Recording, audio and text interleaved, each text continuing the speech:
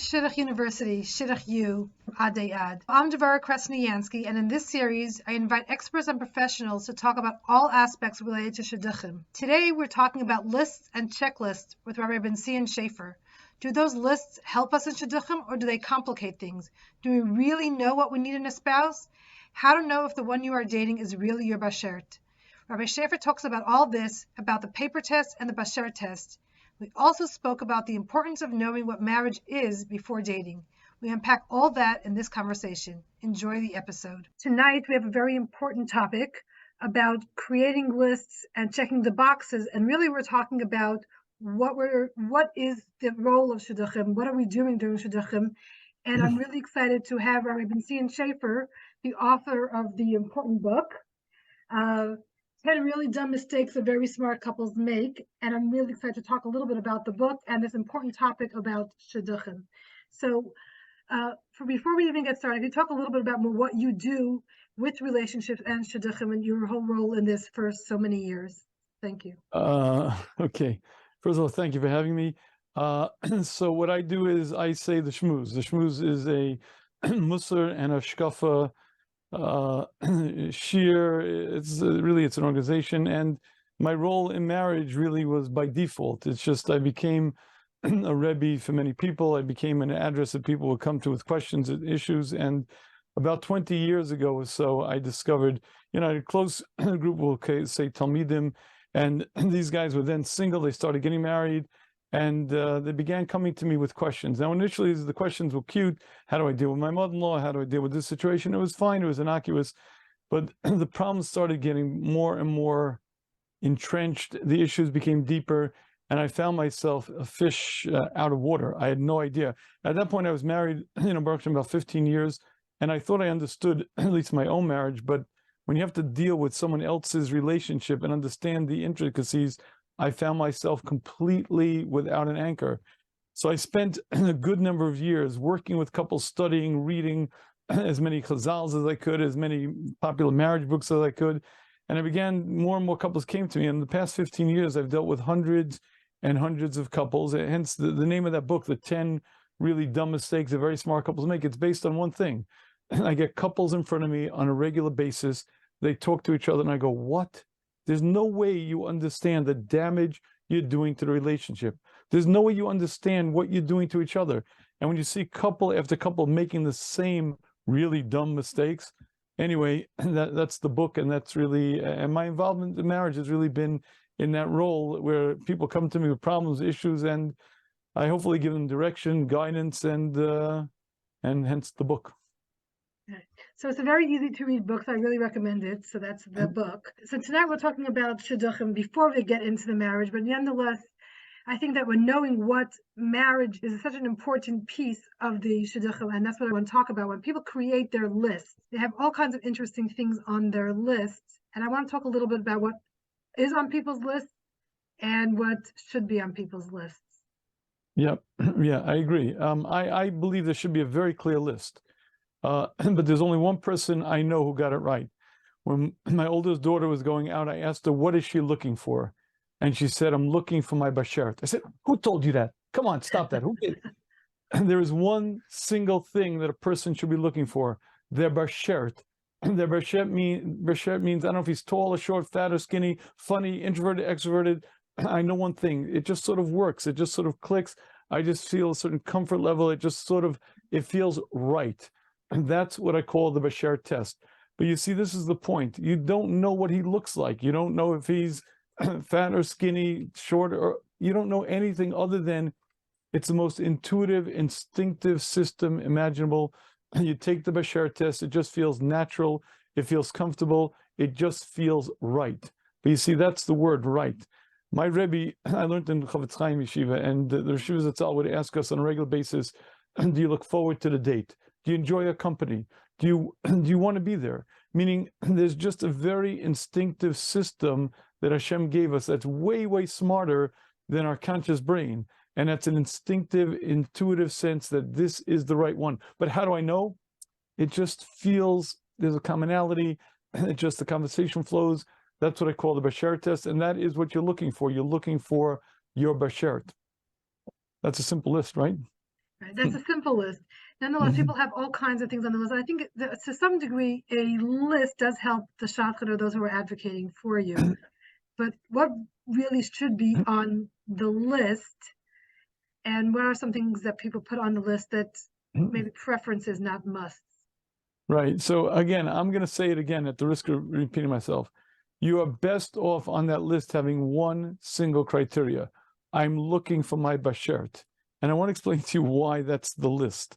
You see, everyone does what I call make their Mr. Potato Head. You know, that little child's toy, you get to choose the lips, the feet.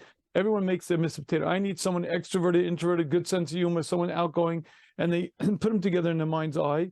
Then they go into the marketplace to find the one that's closest to their Mr. Potato Head, and they can't find them. I searched and I searched. I went out and I can't find my bashert. Hashem, why?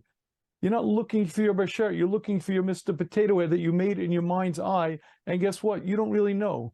I have a very simple formula for you know, I like to ask people the following question. How many years do you intend to get married for? So I hope the answer is many, many years. So here's the question. The question goes like this. What are you going to be like 20 years from now? What are your interests going to be? What are your things that you're involved in going to be? And the odds are that you don't know. So here's the point. You're going to marry somebody today, but that marriage in Mitzvah Hashem is going to be for 40 years, 50 years, 60 years. How could you possibly make the right choice? How could you possibly know? And I believe that this is the difficulty that most people get involved in. They assume, I know my nature, I know my needs, and based on my needs, based on my temperament, based on my personality, I know what I need. They make their Mr. Potato Head, they go out into the marketplace, they try to find the one close as they can, and guess what? It never works. I think you're a lot better off trusting the creator of the heavens and the earth to find you your bashert. But you see, this is the point. Your bashert is not someone who you can tick off boxes on paper. Your bashert is not someone that you can write on the checklist. It's just the one that Hashem designed. But how do I know? So there are two parts to this. It really, if you wanted the formula, I think is a very simple formula. And there's the paper test and the bashert test. The paper test is before anyone meets anybody, on paper, are you guys aligned? Are you looking to raise the same kind of family, looking to live the same sort of lifestyle? Now we're talking about big, broad brushstrokes. We're not talking about minutia. In general terms, are you guys looking for the same sort of life? You also, at that point, look for any skeletons in the closet, and that means any mental illness or anything that would not show up on the date. Once you pass the paper test, then you take the bashert test. The bashert test is the most intuitive, instinctive test. You go out and you see, is there just a connection? Is there a commonality? It just feels right. But this is the point. It's not rockets on the 4th of July. I'm not wild. I'm in love. I'm infatuated. I'm gone. It's not that at all. It's a very instinctive, intuitive sense. It just feels right. It feels natural. And that's the sign that Hashem is telling you that this is the right one. But how could I know that? Because you're trusting something that Hashem gave you, an intuition. You see, our conscious mind perceives but a minutia of the amount of information that our subconscious mind perceives. I'll give you a good, for instance. You ever get the sense you're talking to somebody and you just have the sense he's lying? I just have the sense he's lying to me. Now, how do you know that? So it's very interesting to note, because you see, when I ask you a question and you answer, if you answer honestly, there's an answer. If you're going to lie, there's a lag. You have to think about the right answer, what the consequences are, and the wrong answer. And that lag is 1/400th of a second. 1/400th of a second is something the conscious mind can never pick up. But that lag is something that the subconscious mind picks up. There's something about the way he's standing, something where the way he responds, something about the timing that just feels off. And Hashem gave us a subconscious mind that perceives way, way more, 2,000 times the amount of data, and it can process way more information. And that's what Hashem gave us as a tool to navigate life, and certainly making these kind of decisions. First the paper test, and then the bashert test. And the bashert test is completely instinctive, completely intuitive. Does it feel right? Do I enjoy your company? Do I look forward to the date? Does it just feel like the right one? That's it. Bingo. That's the bashert test. So I'm sorry to destroy the lists there. So, sorry about that. But the list sort of the list is sort of like the paper test. We want to make sure the shotgun is opening the right folder or whatever you want to call it. Maybe I call it a filtering system. In other words, if there are 10 potential ones you might go out with, let's filter to the most likely one. Right. But once you're on the date, no check boxes, no lists. It's very, very real.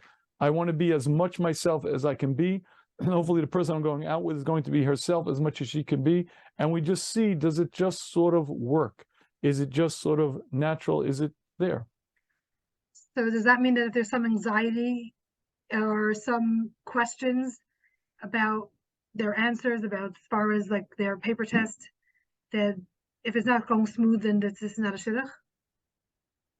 It depends what not going smooth is. I have, a no has to be a no, but a no means, I'll ask a young woman, you went on a third date, a fourth date, do you look forward to the date? Now, if her answer is, I'd rather be home doing laundry than go out with this guy, we're done. Okay, that's a no. But you see, a no has to be a no. A no means emphatically, I know that this one's not. How do I know not for me? I don't enjoy being with him. It just doesn't. But again, it's not that he's not smart enough. He's not clever enough. I don't like the family. I don't like the look. It's not that at all. It's just, I don't feel anything. I don't enjoy being with him. I don't enjoy the company. I just like, again, if I'd rather be home doing laundry, that's a very good sign that it's says so much shalom, it's over. But then there's those that I'm not sure, but it's not so exciting, but I'll go out again to see if we, so what do we talk about those? So I think that's what you need to do, because again, a no has to be a no. Again, this is a major decision. I've dealt with young men and young women on a regular basis who are the most flippant. They drop people like that. I had a guy who said to me, I dropped her because I need someone with lush hair. Lush hair. First of all, she's going to cover the hair. She's going to wear a sheitel. I need someone. You know what you need? I need someone with lush hair. That's what I need. I'm like, Hashem Yirachim, that's what you need? Okay. So, that's an extreme. Well, you know something? It's an extreme, and therefore it's a good example. But most people have these kind of criteria that are about as flighty and as flaky, but it sounds better to them. I need someone who is, and they'll fill in the blank. I need someone who's very calm. Based on my personality, I need someone who's very uppity. Based on my outlook, I need someone who's this temperament. Those kind of things are about as accurate as saying, I need someone with yellow hair, red hair, lush hair, because you don't know. I mean, I'll be very honest with you. If you're married for 20 years and you're a very intelligent person, I can almost guarantee you won't understand marriage unless you studied it. And I could prove that. I was a Talmud of Yeshiva Zatzal. I gave shir. I was a high school Rebbe for many years. And I was a Rebbe for many, many guys. And after 20 years of marriage, or 15 years, somewhere in that range, I discovered I knew nothing about marriage. And then I had to study this institution and really delve in and spend hours and hours and then work with couples and really get involved. And then I feel after 15 years of doing it, I have a certain grip. I can't say I know everything, certainly not, but I have a certain understanding. But here's the point. If you've never been married, what do you understand about marriage? And if you don't understand marriage, how do you know what you need? I know what I need. Do you know what you need? Do you know based on your temperament, your personality, what the opposite gender is going to match to you perfectly? Remember, it's a husband and wife of different temperaments, different natures, different dispositions, and of opposite genders. And they have to fit together like a hand in glove. The wisdom to pick the right one would require Shlomo HaMelech. I'm not even sure, but maybe Shlomo HaMelech could say, based on your nature, your temperament, your inclinations, this is the right one. But even Shlomo HaMelech, if you could call a shot for now correctly, what about for 10 years from now? What about for 20 years from now? Do you know what you're going to be like once you have 3 kids? Do you know what you're going to be like once your wife puts on 40 pounds? Do you know what you're going to be like once this happens? Do you know what life's going to bring you? How could you know what you're going to need for the next 50 years and rationally say, based on my wisdom, my world understanding, I know what I need? I believe that anyone who says that fundamentally is fooling themselves. And I think it's a whole lot wiser to trust the creator of the heavens and the earth to choose the right one for you. And the way you do that is you take the paper test, you take the bashert test, and then you say, Hashem runs the world. Hashem, you brought me here. I trust you, and you move forward. And then you commit and you actually do the work, like you talk about. And that's what I love about this book, is because you have so many of what the work is. It's not deluding yourself like it's going to be simple just because I found the right person. Right, right. And even worse than that, people say, if I'm not happily married, it's because I married the wrong one. Sorry, if you're not happily married, most likely it's because you or your spouse are not doing the work needed, because Hashem knows what he's doing. Hashem matches up very, very well. But the problem is us, we have to do our part, right? And that's a big part of the book, knowing what you need to do in the marriage. Right. So again, there's lots of people talk about their dates, and I think part of it is just to see that you're comfortable, but there's some things to see that you actually are aligned. The paper test can only do so much. The research, what I have found at least, is only somewhat accurate. It's a good starting point, and I think that I always stress that you have to really reconfirm everything that you found out. And then again, having the conversations just to see that you actually can work together. For example, talking about roles and responsibilities, not to say that you really know, but get a sense that they are in it in the same way that you imagine your marriage to be. Like if she doesn't want the traditional, for example, I think it's worth having the conversation. Oh, okay, all right, you're right. Okay, now I agree with you. That's really part of what I call the paper test, meaning if in fact, listen, if you totally misalign, he wants 10 kids and she's not even sure she's going to have kids, we got an issue here. But that's a paper test issue. And that's something that hopefully before you meet is clarified, is worked out. I'm assuming that you check the references well and you have a good idea of who this person is and you're holding in the same place in life. But now, obviously, if you're not, that's a whole different ball of wax, and that requires a serious discussion. But again, assuming you did the paper test well, and that means, again, you're holding, again, approximately, doesn't mean exactitudes, but in an approximate sense, we're looking to bring up the same kind of family, live the same kind of lifestyle. So in general terms, then you've passed the paper test. Now the bashert test is, again, it's so non-checklist oriented. It's so intuitive that all the checklists do is mess up the system. Because I can't tell how many times I've dealt with a young man, a young woman who says, you know, everything seems right. I enjoy the company. I did, but. And the buts are these most silly, inane, foolish things. They think it's very important. I know what I need. Based on I need a guy who's chilled. I know myself. I need a chilled out guy. You know yourself so well. You really do. You're such a bucky in human psychology. You're so familiar with the inner workings of a relationship, and you're so familiar with the institution of marriage, and you recognize which is in the opposite gender is going to be exactly the one, like a key into the hole that's going to fit perfectly for you.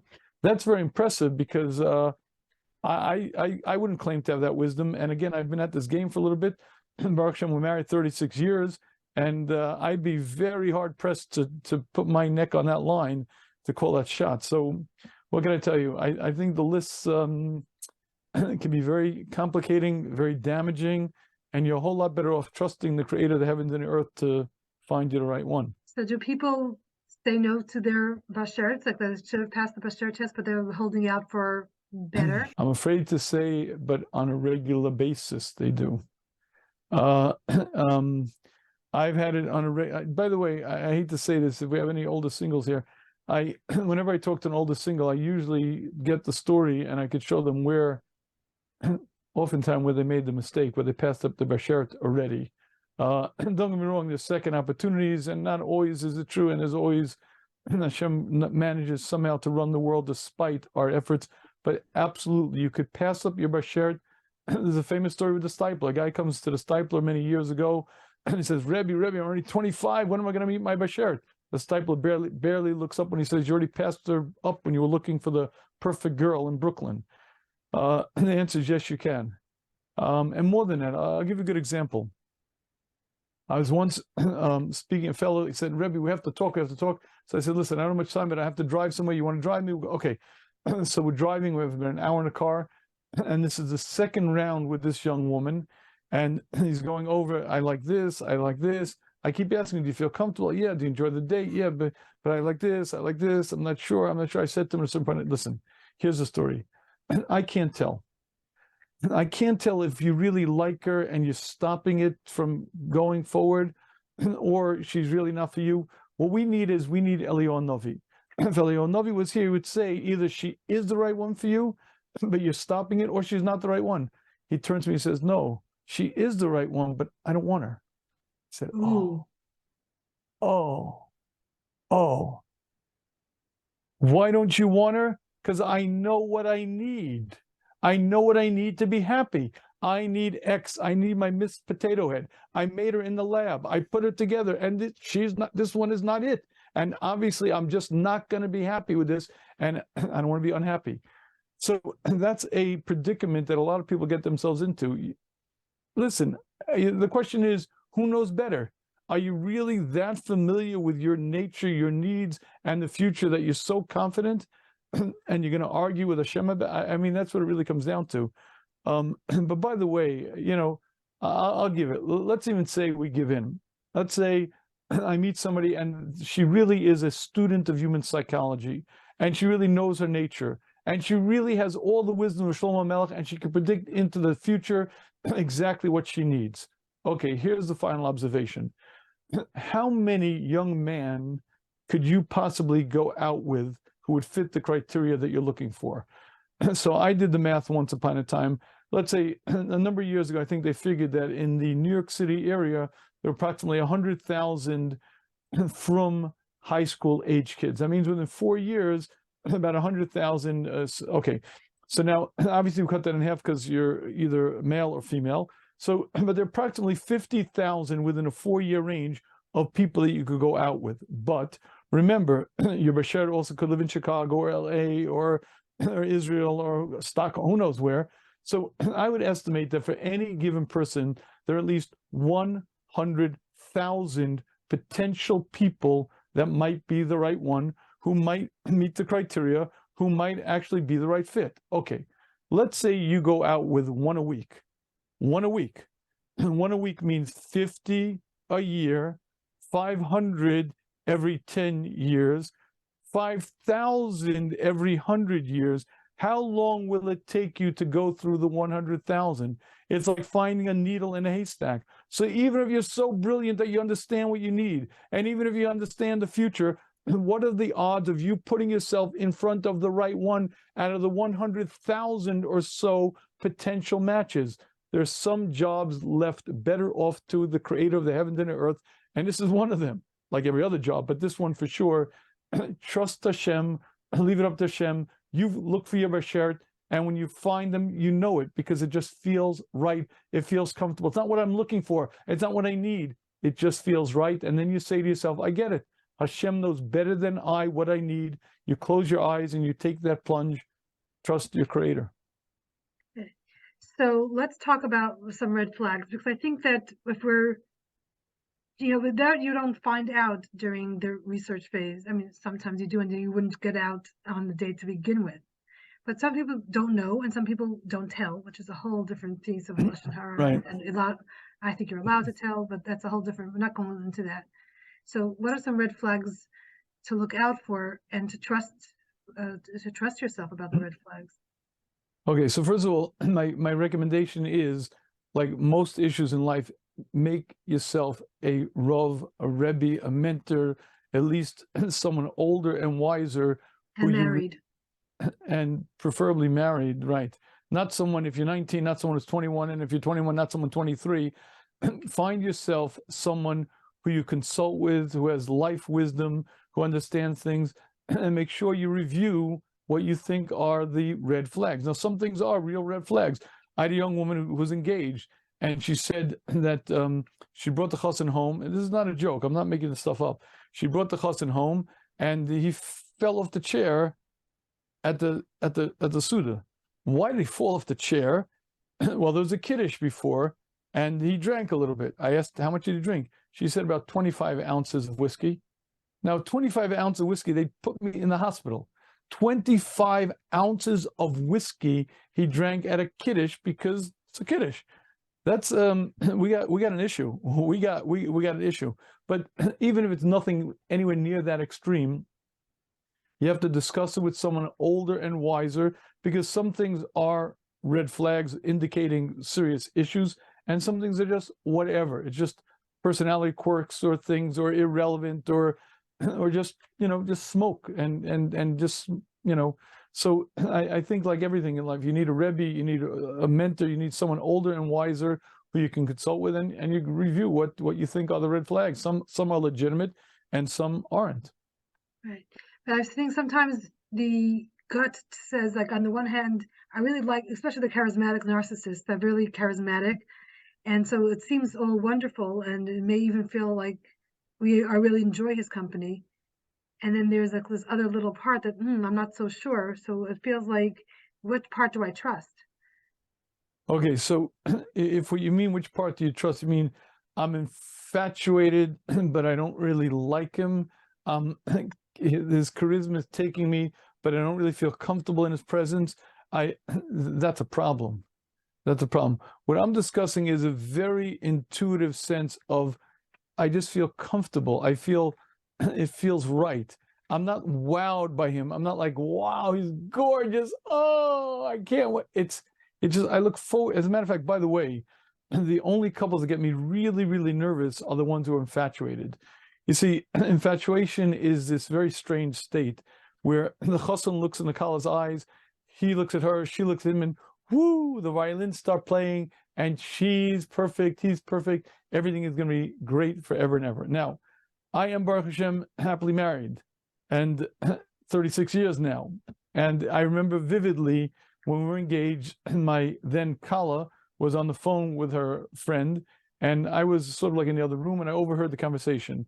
And the conversation sounded something like this. She said to her friend, I know no one's perfect. I know you can't be perfect. I'm telling you, he's perfect. Now, I, overhearing this conversation, said to myself, I'm not going to be the one to tell her this, but I believe she's in for a rude awakening. Now, after 6 months, if you were to ask my then wife, is he perfect? No, he's a good guy, good, but not perfect. What happened from the Kala state to the 6 months after the marriage state? What happened is the infatuation wore off. Infatuation is this temporary state of illusion. It's like it's a drug-induced state. By the way, they show that a couple infatuated, the effect on the neurotransmitter, dopamine and serotonin, is equivalent to cocaine use. The couple are high. And in that state of illusion and delusion, everyone is perfect, everything is perfect, the violins will play forever, the birds will sing forever, and I don't see a flaw. The difference between infatuation and love, infatuation blinds, love binds. Infatuation is instant, love takes a lot of work. Infatuation creates this illusion that everything is going to be perfect and forever. Love creates a bond and a connection. I see he has flaws. I wish these things weren't there, but I love him anyway. And I have to be honest with you, this is what I call the very first of the 10 dumb mistakes that very smart couples make. Either he or she, sometimes both, wake up about 6 months after the wedding and they say these words, oh my goodness, oh my gosh, I made the biggest mistake in my life. I married the wrong one. And it's true that they're making a mistake, but not that they married the wrong one. The mistake they're making is they're mistaking infatuation for love. Infatuation has a shelf life, 6 months, a year, and then it's gone. It's kind of like the sulfur on a kitchen match. It's supposed to flame up, but then the wood has to catch. When the infatuation wears off, that's when the marriage begins. That's when you work on the real bond of love, the real connection. But many couples make that mistake. They mistake infatuation for love, and that is the first of the 10 really dumb mistakes that very smart couples make. Infatuation is instant. It's obsessive. I'll never see any flaws. It's always be perfect, but that's not love. And I believe that the only couples, again, that get me nervous are the ones who are infatuated, because then there's no sight, there's no shuras seichel. I'd be much happier with a couple who say, he's a very good guy. I just feel comfortable. I feel natural. I'm not in love. I'm not infatuated. I'm much more comfortable with that sort of going down to the chuppah, because then I know that these two rational, sane, thinking people have made the intuitive, correct decision. It's when the birds start singing, the violins start playing, ooh, she's gorgeous, oh, then I begin to say, I don't know, is he making the decision for the right reason? So, yeah, so I don't know if that answered the question, but yes. So then we're talking about that it makes sense, so that's a paper test, and that there should be some feelings. Not only should be like the paper test that I know he's a good guy. Like, right. I know in my head that he's a good guy. There has to be feelings. No, but you see, the feelings are just, I look forward to the date. You see, I love asking people the following question. How many hours was the last date? 8 hours. What'd you do? We talked. What'd you talk about for 8 hours? I don't think I could talk to a guy. Imagine I and another guy go on a road trip. Go on a road trip driving. After 20 minutes, we're done. There's nothing to talk. If we talk learning, maybe. We're not talking learning. After 20 minutes, we're done. A half hour, an hour, a real interesting guy, an hour, but that's it. 8 hours. And what'd you do the last date? We walked around a park, and what'd you do? We talked. For how long? 6 hours. What'd you talk about? So if you're spending that amount of time with a person, and the time just sort of goes, and you feel comfortable, that's what you're looking for. That means there's a commonality, there's a connection. There's no way in the world you'd spend that much time with somebody that you don't feel an affinity towards, a sort of connection, a sort of, it just feels right. But again, you see, that's the point. It's not rockets on the 4th of July. It's not mad infatuation. It just, I just enjoy his company. I like being with him. I look forward to being with him because that's what you're looking for. That's the bashert test. So it's just like we're enjoy being with them is right. The feelings that we need. We don't need more bigger right. rockets. Right. It's enjoy being there. It's a comfort. It feels, you know, when it's quiet. Are you good with that? Yes. And we talk about, yeah. But I just like being with them. Bingo. We got it. You spend enough time with that person and you still feel it. That's exactly what you're looking for. So when we're talking about different things like conversations to have, like we said before, that those should be on the paper test. So you could have paper test conversations. It's not as if we're relying totally on the research. Right, 100%. I think it's a very good idea to have those kind of conversations. But the goal is one, I want to understand this person. I want to learn you. I want to understand you. I want to know what your inner world is about. I want to know what you think about, what you value, what's important to you, what you're into. I'm trying to learn you. I'm trying to be as open and honest with you as possible. I'm trying to learn you. And we see how we sort of connect, how we just, it either gels and it works or it doesn't. And by the way, the more open and honest you are, and hopefully the more open and honest she is, hopefully that's exactly the way you clearly see whether it's the right one or not. I think that going back to being honest, I think it's super important, because if we don't share, then eventually it's going to be found out. And and usually with that sense of betrayal, and it's really not good for the marriage to start off that way. Well, also you could also marry the wrong one that way also. Right. And I think that what we're looking for in dating is, on the one hand, to find out about the other person, but you also want to find out that they appreciate and accept you with whatever you are. So the honesty is super important. Yeah, don't worry about it. Once you get married, they'll still try to change you. Even if they accept you fully as you are now, they'll still try to change you, but okay. Yes, yes. But if someone overcame an addiction 6 months ago, they're not going to, that kind of honesty. I'm not talking about the little things. Right. By the way, as an aside, my wife read a Shidduch with a fellow that we were very close with. This was a fellow who had been involved with drugs when he was about 17, 18. He went to Ar Sameach, and this was about 10 years after the fact. And he was an incredible guy, learning in yeshiva for many, many years. But this was a part of his life that he was always like he didn't know if he could ever reveal it on a date, because it was a part of his life. And he still kept going to AA meetings and he was very involved in it. He was clean. Again, we're talking, it was a short kufa, 17, 18. Anyway, he's going, my wife read a Shidduch and with him, and he was like a Ben biased by us. And it was like the 6th date. And I don't know what happened. For some reason, he was always afraid to tell. And he never told the girl this on a date. He told her it. It made the Shidduch. Why? She said once she saw that he was the kind of guy who changed himself, who worked, who grew, it sparked in her. That was exactly the moment when she knew that he was the right one. And he'd not revealed it. I don't know what would have happened, but that was exactly his biggest secret that he didn't want to reveal, because he didn't want to lose the Shidduch. Was exactly the turning point that made her fall for him. So, trust the creator of the heavens and earth, I think, is the rule of thumb. And you have to be honest. Now, there are rules to when you say, what you say, when, but you do have to be candid, and you can't conceal things that you're supposed to reveal, because again, the worst mistake you make is you end up marrying the wrong one. And by the way, that hurts. That hurts a Both of lot. you. Actually, Yep. both of you and the families and everyone else involved. Yep. Yep. Last year we did a whole series on addictions and mental health issues and things like that. Every single person we spoke to talked about the importance of sharing it, and that if someone doesn't want to accept you with that, that's their issue. But like you said, many people are they see that you've actually overcome, and then many people who've overcome are stronger people, are more empathetic. So there's a lot to talk Right. to. Right. Absolutely. So when we're talking about seeing each other's values and seeing what each other is really about,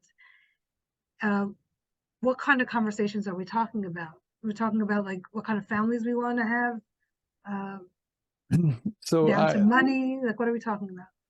You know what I would say? The rule is everything and nothing. What do I mean by everything and nothing? No agenda, no checklist, but I want to be as open with this person as I can be, and I want to understand them the best I can. Now, listen, we're dealing with some pretty serious life issues, as in raising children and which country we live in and what kind of lifestyle and what kind of what issues of life.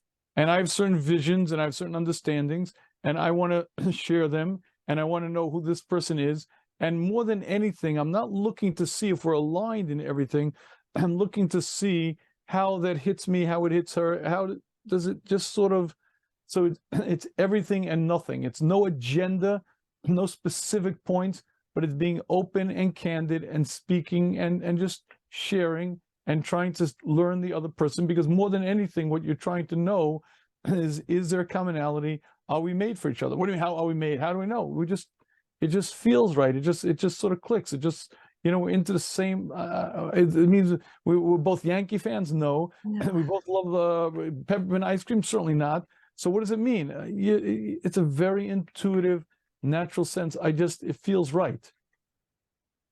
So when we're talking about the book, I think that one of the things that I would like to talk about is actually talk about what your vision of marriage is. Like, what do you make sure that you're actually thinking about it in the same way? There are people who have very different ideas of what marriage is. Some people feel like they're finally just getting out of their parents' home, and some people feel like I understand my role, your role, the role of the wife. Where do you get your ideas from? Like those kinds of conversations. So let me be very honest with you. I would then not have gotten married. You see, before I was married, I knew everything about marriage, and then I got married, meaning I was a typical bachur in yeshiva. And what I know about marriage is zero, efes, nothing. I never thought about it, never discussed. Yeah, married, you get married, you get married, you get married. So if my wife to be would have asked me, what kind of relationship do you envision? How do you envision dealing? I would have been a deer in the headlight. Listen, halavai, if you ask me the right way is you both get a copy of the 10 Really Dumb Mistakes. You read it thoroughly, and you have a certain understanding of what a marriage is, what the marriage is about, and then you could have intelligent conversations. But unless you begin to study this institution called marriage, unless you begin to understand gender differences, unless you begin to understand the relationship, it's very hard to have an educated discussion about marriage when it's just chalomos. It's what I read in books, or it's a Hollywood's version, or what, So, that's a little bit of a tricky, one. But I do think that people should be reading books like yours and others 100%. to understand what they're dating for marriage. Well, what are you dating for? What are you going to be doing? I was a high school Rebbe. I'm sorry to interrupt, but I was a high school Rebbe for 15 years. I taught 11th grade, 17-year-old guys, and I would talk to them about marriage. And they would say, Rebbe was 17 years old. I said, right. The time to learn about marriage is not while you're walking down the chuppah. Now, when you're forming your personality, now when you're working on your midos, this is the time to work on it. So I can't agree more. One of the most essential things you need before you start going out is an understanding about what marriage is, because if you don't understand the relationship, how are you going to, I know she's the right one, I know he's the right one. You don't even know what you're getting into. So I highly recommend you read a book like The 10 Really Dumb Mistakes, or the many other good books, but you read and understand fundamentally what a marriage needs. And then you have a lot more intelligent, A, conversations, B, understanding of what you're getting yourself into. And just to add to that, of what you might have to work on, because you're not, some elements of yourself are really not yet ready.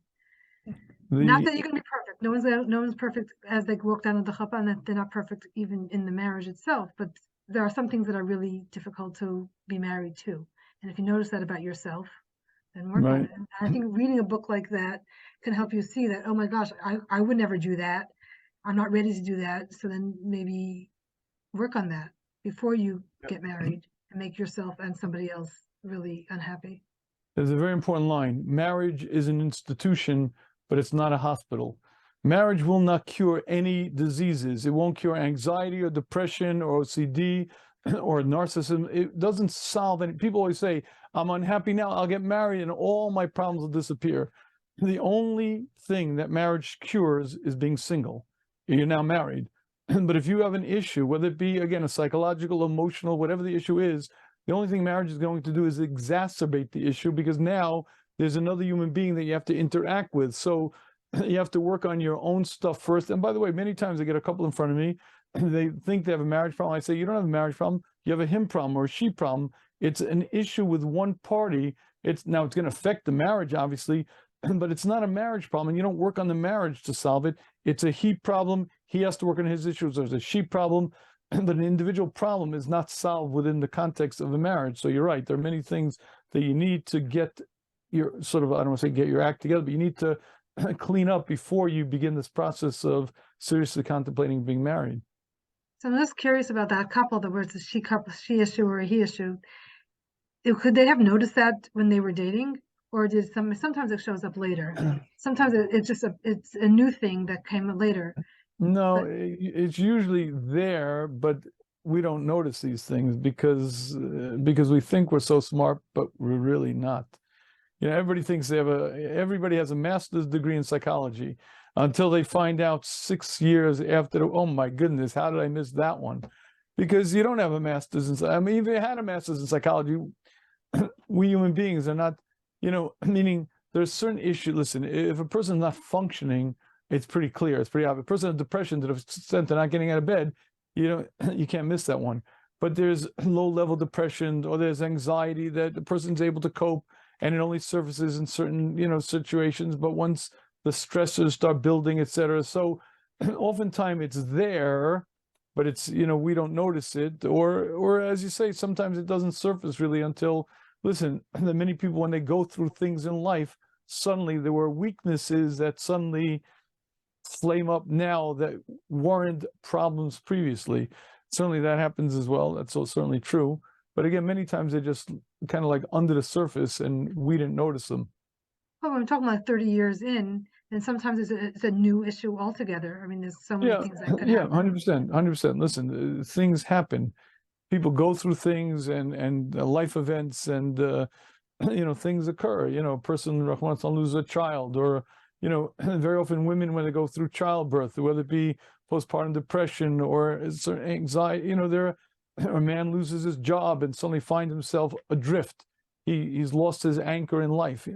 Listen, these things happen, and then suddenly you discover something that wasn't there previously, or it certainly was manageable previously, and it now is an issue. You're right. That is true. So then it goes back to what we're saying, that we don't know what like we said at the beginning, we don't know what's going to be for the next 60, 70 years of our life. We just want to find someone a mensch who seems like will have a good life, and that we enjoy the company, and that has similar values, because we don't know. There's so much we don't know.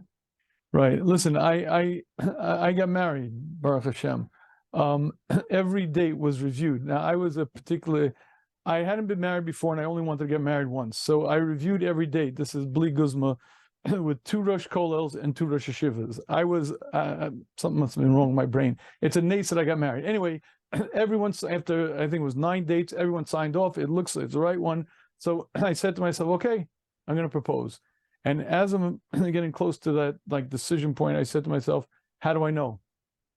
I went to the shtadlis, went out. She seems like a fine girl. I know the family. I reviewed it with 2 Rosh Kollels and 2 Rosh Shivas every date. I did my shtadlis. How do I know? I don't know. How do I know? I don't know. But it sure does seem that this is the one. And then I closed my eyes and said, listen, Hashem, you're in charge. I trusted that you brought me to the right one in the right way. She said the right line. I said the right line. This worked out. That worked out. Okay, I get it. I closed my eyes, took the plunge. And again, Chaz Hashem, now 36 years later, I don't regret it for a minute, Baruch Hashem. But again, you can't know. There is that leap of faith, because how do you know? How could you possibly know?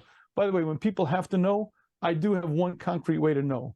Do you want to know if she's your bashert? Do you want to know factually? I have a very simple way to know. When you and your spouse walk your grandchildren down the aisle, then you know. Then you know that it was the right one. Then you know. Then you know. But until then, you don't know. So when you're ready to wait for that long, until then, you better trust Hashem, because it's a long. And do the work. Yeah, and do the work. Yeah. You need to know that you're ready to do the work, and you need to get a sense that the other person is also willing to do the work. But you have to know what the work is. That's why it's everybody says marriage takes work. Now, what does that mean? And that's why I think the book is so important. And also I'm going to do a plug over here. There's a plug for the video book. For the illiterate, anyone under 30, I know today has difficulty reading. And so I came out with a video book. A video book is I took the essence of the 10 really dumb mistakes and I encapsulated into 3-minute videos. They're animated. There's music behind it. They're 50 3-minute videos. And it goes through, you open the book up and basically it plays the videos. And it's exactly what it is. It's a video book. It plays. It's exhilarating.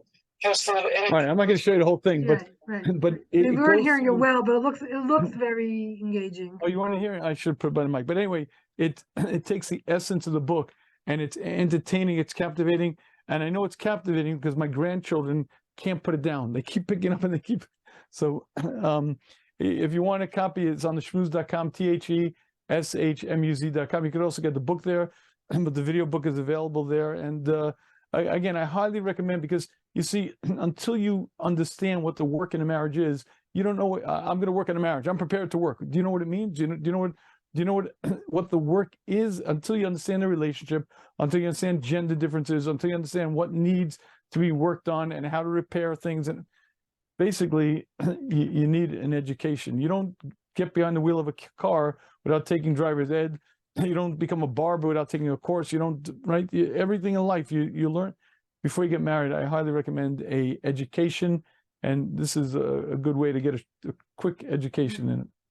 Right. So this is, I think, very important. I want to re-stress what you said, that the importance of knowing what marriage is before you start dating, before you start dating anybody, before you even get into Shidduchim. So the first part of Shidduchim is not making the resume or whatever. It's really understanding what marriage is. And not just reading the book or watching the video, but really taking it in, not just reading the book for the words or covering. I mean, it's a small book, but not such a small book, but it's just really understanding it. And if you don't understand it, discuss it. I think even having conversations with somebody else, whether it's your Rebbe or your teacher or your friends, just talking about what marriage is, not only observing somebody else's marriage and saying what I want or what I don't want, but I think what you did here is put it together into like sort of an organized way of understanding it piece by piece, not just observations, which I think is also important, but really getting a good sense of what marriage is, and then dating, and then making your resume or not, and then dating. So this has been very helpful. I think that this is very powerful. Again, the education piece is really what I'm going to stress over and over again, is know what you're getting into. It's so important. It's not just dating for, where we're going to live or what she looks like, what he looks like, what job, whatever, but it's really what marriage is all about. Right. And, I want to mention one last point, because I think it's a mushal that I think well defines a mistake that many singles make. And I'll do it from a girl's perspective because it'll be easier to hear. Imagine that your sister's getting married, and this is going to be the wedding of the season. And you shop, you find the perfect dress. It's gorgeous, and it's sneeze, and it's great. And you're all set to go. Only one thing missing, a pair of shoes. So you search, and you shop, can't find a pair of shoes that match. It's 2 weeks before the wedding, you're still looking, you can't find it. You try DSW, you try TJ Maxx, you get no. A week before the wedding, you walk into Macy's and they're in the clearance section. Oh my goodness, they're gorgeous.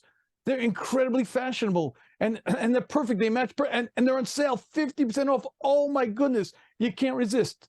Only one problem: they're 2 sizes too small. But how could I leave it? You buy them, you wear them to the wedding, and after 2 hours of dancing, you take off the shoe and you say, "Ouch."